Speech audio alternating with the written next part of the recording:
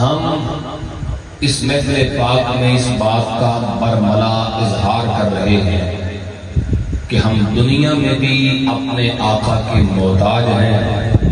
اور قیامت کے دن بھی اپنے نبی کے محتاج ہیں۔ ایسی بات ہے، کوئی شخص چاہے وہ کسی بھی مکتب فکر سے اور مسلک سے تعلق رکھتا ہے، وہ یہ جرت نہیں کر سکتا، ادھر دیکھیے، وہ یہ جرت نہیں کر سکتا کہ روز محشر مجھے نبی پاک سرکار کی شفاعت کی ضرورت نہیں، یہ کوئی نہیں کہہ سکتا، کسی میں یہ جرت نہیں کہ کہیں نمازیں میرے پاس بہت ہو گئی ہیں، روزے میرے پاس بتھیرے ہو گئے ہیں، حج زکوٰۃ میں نے بہت کر لیا ہے، عمل میرے پاس بڑے ہیں، تو مجھے کسی کی شفاعت کی سفارش کی کیا ضرورت ہے، میں تو بخشا بخشایا ہے، یہ کوئی نہیں کہہ سکتا۔ اور جو یہ کہے اس کے لیے بریلی کے تاجدار نے فرمایا تھا وہ جہنم میں گیا،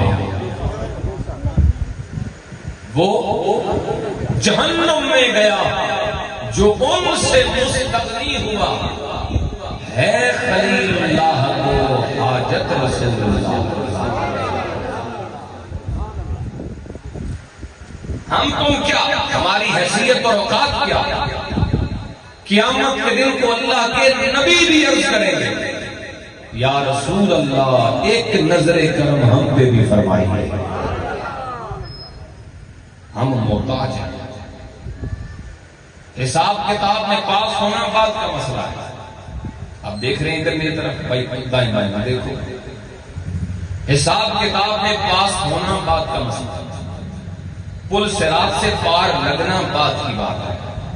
جنت میں داخل ہونا بہت بات کی بات ہے۔ اللہ نے کسی بندے تے نال گل بھی نہیں کرنی تے کسی نال کلام بھی نہیں کرنا تے حساب کتاب شروع بھی نہیں کرنا ادوں تک جدوں تک آمنہ دے لال نے لب نہیں کھولے۔ یہ میں حدیث پڑھ رہا ہوں مفہوماً آپ کی خدمت میں، حضور نہ بولیں گے تو بات شروع بھی نہیں ہوگی،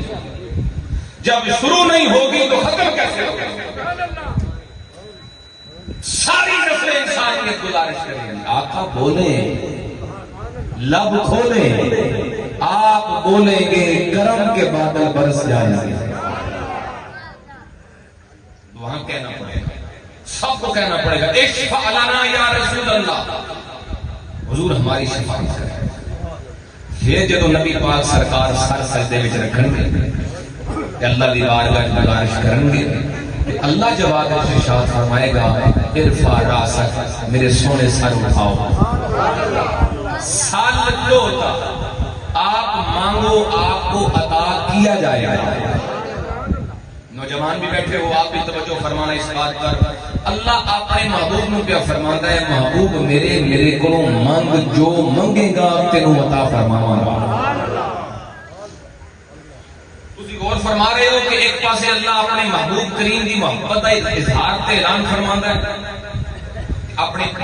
بندیاں نے دسیا اللہ پاک نے کہ میرے نبی صرف میرے نبی نہیں، میرے محبوب بھی نہیں،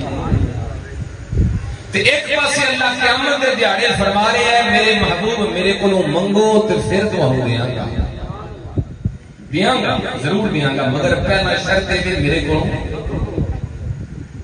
تہاڈا ایک یار ہوے، ایک پیارا تے محبوب ہوگی، انہوں کسی شے کی ضرورت ہوگی تے وہ چیز تہاڈے کول موجود بھی ہوگی، تسی دینا بھی چاہتے ہو تے تسی اپنے یار نوں محبوب نوں ہی آکھو گے کہ تینوں میں دیاں گا ضرور پر پہلا میرے کول مانگ، بولو یہ محبت کا تقاضا نہیں ہے نا؟ آپ بغیر مانگے اس کے سامنے رکھو گے اور اس سے کہو گے میں بھی تیرا، میری چیزیں بھی تیری، یہ محبت ہے بلا تشریح۔ اللہ اپنے نبی سے محبت فرماتا ہے، لیکن قیامت کے دن فرما رہا ہے محبوب پیارے مجھ سے مانگو تے پھر کیوں نہیں دیاں گا، پہلا میرے کو ہو۔ ایک طرف فرمایا کہ محبت ہے اور اب فرما رہا ہے مانگو، بغیر مانگے کیوں نہیں دیتا؟ جس کو یہ سمجھ آ گئی میری تقریر ساری اس کو سمجھ آ جائے گی، یا اللہ بغیر مانگے کیوں نہیں دیتا؟ تو دینا چاہنا نہیں تے دین دا وعدہ بھی تو کیتا ہے، تے اے بھی تینوں پتہ ہے تیرے محبوب نے منگنا کی ہے، تے پھر بغیر منگیا کیوں نہیں دیتا؟ ایک کیوں فرما رہے ہیں پہلا منگو تے پھر دیا؟ دنیا میں بھی ایسا دیکھا ہے، میں دیکھاں گا کہ لٹریچر تے نظر کی دی دنیا میں بھی ایسا دیکھا قرآن میں کہ تیرے محبوب دے دل وچ خواہش ہوئے اللہ قبلہ بدل جائے، تیرے محبوب اجے بولن بھی نہ آرزو دل وچ ہوئے تے محبوب نماز وچ کھلوتے ہوئے تے تو نماز وچ حکم جاری کر دینا میرے سونے حبیب چہرہ موڑ دے،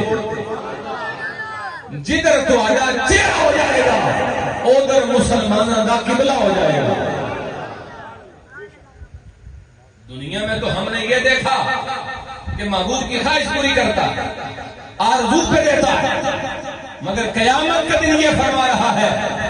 دیا گا ضرور، مگر پہلا میرے کو ایک ہم پوری تیار ہو جواب دینا ہے، آخری بجے تک آواز سننا چاہنا تو میری گل شروع ہو جائے گی۔ حضرات رب دینا چاہتا ہے مگر بغیر مانگے نہیں، وہ فرمارے پہلے بولو، پہلے مانگو مجھ سے۔ اللہ بغیر مانگے کیوں نہیں دیتا؟ فرمایا بغیر مانگے دے تو دوں، مگر پتہ کیسے چلے گا کس کے کہنے سے ملا ہے؟ پتہ کیسے چلے گا کس کے صدقے ملے گا؟ لوگوں میں کہنا ہے نمازیں پڑھ کے آئے ہیں، روزے رکھ کے آئے ہیں، حج کر کے آئے ہیں، زکاتیں دے کے آئے ہیں، اس لیے جنت ملی ہے۔ اللہ نے بتانا ہے نا آج صدقہ اعمال کا نہیں ہے، جسے بھی ملے گا آمنہ کے لال کا صدقہ ملے گا۔